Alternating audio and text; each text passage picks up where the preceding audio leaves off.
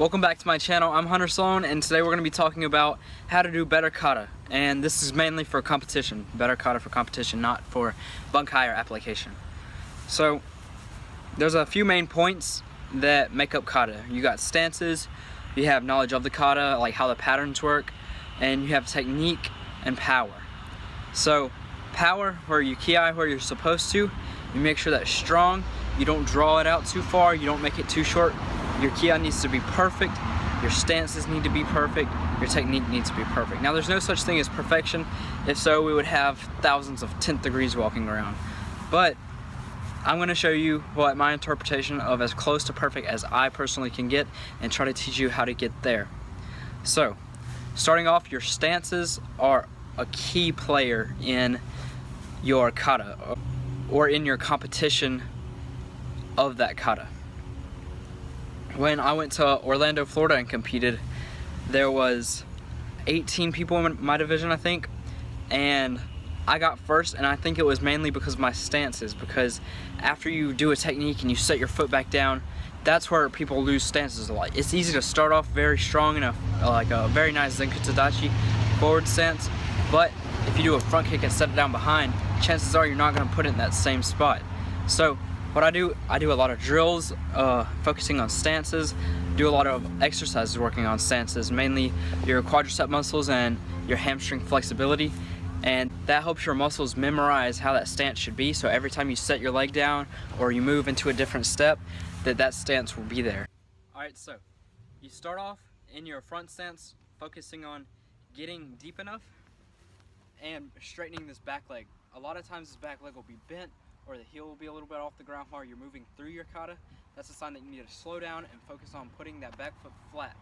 So my legs are just a little bit wider than my shoulder width, and I can come here and get my kumite position, and both of my feet are at the same angle. They're going straight forward, like parallel with each other.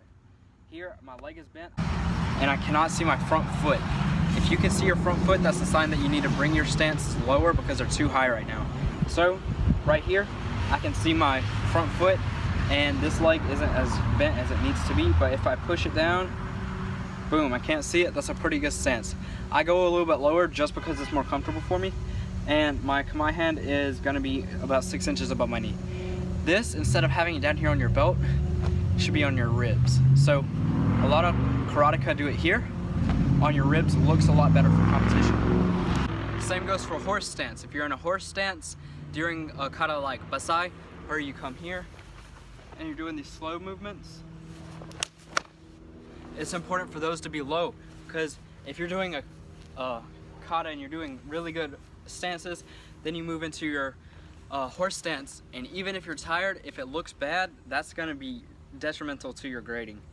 So just like the Zenkutsudachi before, take time and make sure both of your feet are parallel with each other. Make sure they're opposite from your chest, and then you want to bend your knees. You don't want your feet too far out to where when your knees are bent it goes down at an angle. These should be at 90-degree angles, and it looks a lot better. So you're here, both knees are out over my feet, then I can bring my hands to my ribs or whatever I'm doing for that position in the kata. And the final main stance for kata is the Zenkutsudachi. So how I do it, I normally get into a good kyubadachi or horse riding stance. I turn my front foot 90 degrees to where my heels are lined up, and then I shift my weight backwards. And that gives a good stance, and it's easy to move in and out of because my weight is back here, and all I have to do is keep my center of mass low, and I can easily step right back into that same stance. The thing that kills most people on stances is when you're moving in and out of different stances. So like, if you're going 2 knife hands in one direction, then you have to do 2 more in a different direction, and you step over. That movement is what brings your stances higher. You start off in a good low stance, and if you're not focused on your stances, then they're gonna come up higher as you go along. In recap, keep your stances low, focus on your stances the entire time, because you should have done your kata so many times that you have it memorized, so that you're able to focus on your stances while you're doing it. Constantly think about that. Say hey, the whole time, like lower stances, bend my knee, straighten my leg, turn my foot, and step into a good stance as you're moving. But all of your stances, as low as they are, make sure you keep good posture with your back and your shoulders back, and that makes you look confident while you're doing your kata. Now moving on to technique. In bunkai, if it were real, you were using these situations in a real fight, a real confrontation, you would not do them the same way that you would for competition to try to score points. Competition, you want them to look better, you want them to sound neat, you want them to be clean, fast, sharp, and powerful. So, a little trick I'll just show you Megiri right here, is that when you're coming out, you come out like a normal punch would, but you hold it upside down for longer. You keep your elbow bent for longer. Then when it gets to the point to where you're forced to straighten your arm out, you turn and snap all in one motion. And your gi will make a little popping noise, so it's like, if you're doing like that. So an example would be in Hian Yonan, come here.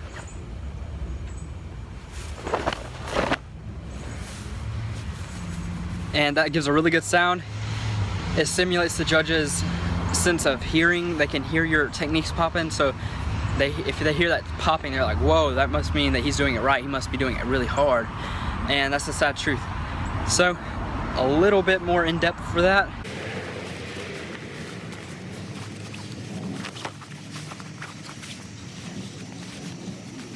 So if you're looking at my body close up, the way it happens is I have this arm back and I come out until it's about to start opening up my arm, and then from there I turn, and on the moment of impact, boom, and then I settle my shoulder back just a little bit. It's not like out and then back in. No, it's just very slight. So it's here, and that allows your gi to go forward, and the inertia of your gi, when you pull back, it will pull the material on your shoulder back and make that top slap your arm, and that's what gives it that profound like whip effect.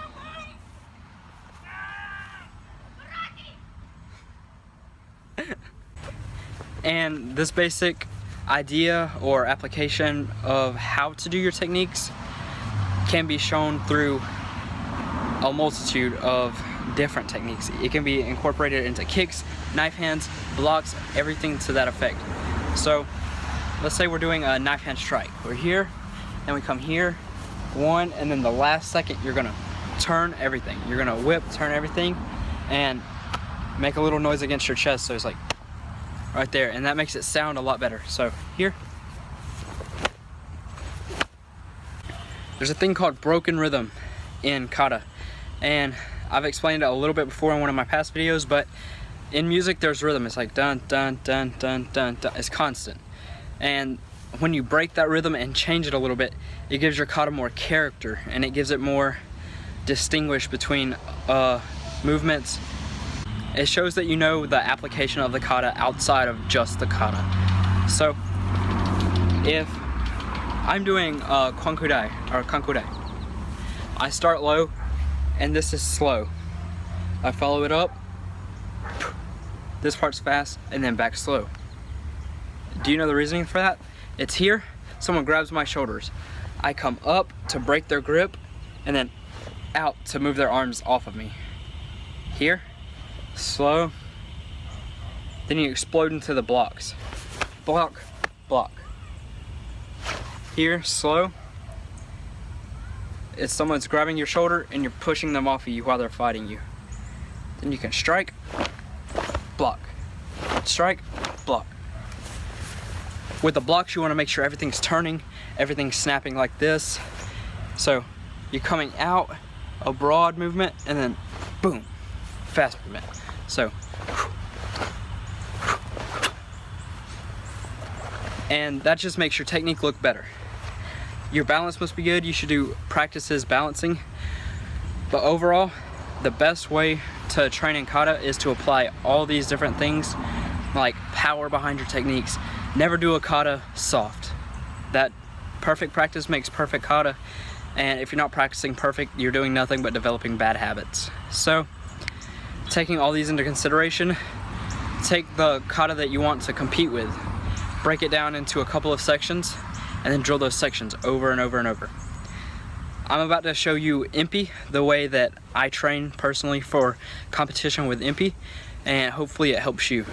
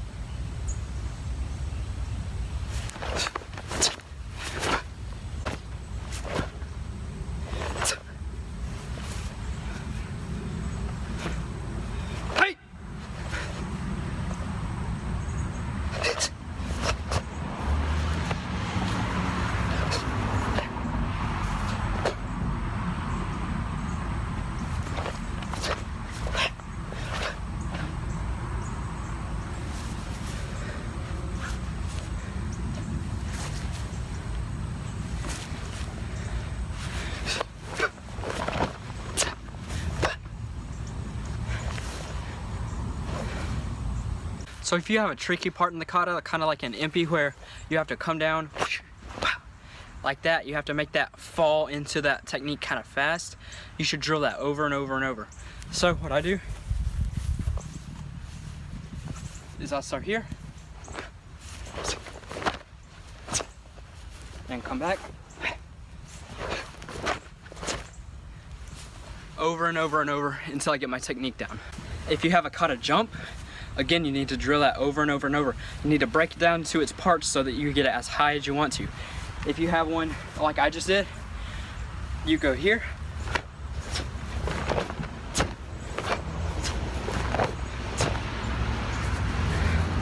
just over and over till you get that muscle memory down. If you have one like in kwon-ku-sho, you should do the same thing over and over and over.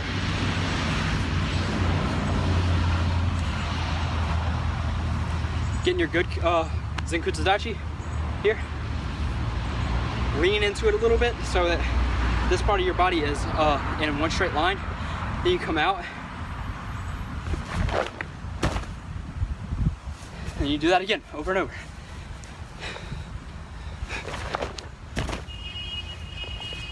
Until you feel good enough to put all these parts together and really drill that kata. Once you get done practicing, you should be so ready for that competition. You should go out there and crush it with these tips. So make sure you like, comment, and subscribe. Thank you for watching. Stay tuned for more epicness from my page.